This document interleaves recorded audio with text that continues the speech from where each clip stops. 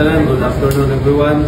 On behalf sa atuang kawani sa CSWD, si Ma'am Ivy Urbina, sa akong PIDA officer, Michelle Timones, magpasalamat ko sa Rotary, Malay-Balay, ang gobyerno Kiblat na naani.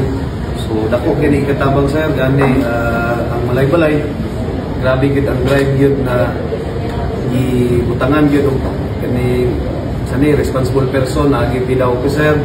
Every barangay na ay president sa PWD, kaya ang atuang aim is ma-account yun sila tanan. Kaya para natay numbers, dito magbase ng atuang allocation sa budget.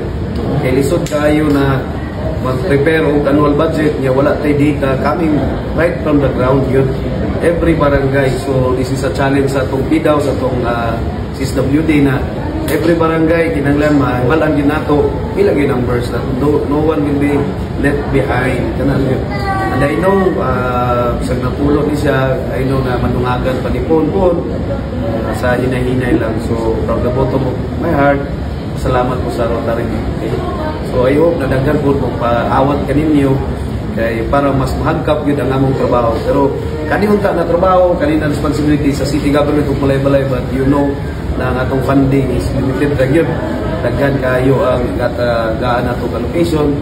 So dako kini siya ikatabang sa mamagpapa na I hope na napadangat sa Rotary through sa itong CSWD ang tabang na at least last na. Okay? So always remember na ato lang, we give the best for our child para siya. Daghang salamat. Thank you. Thank you so much, Mayor.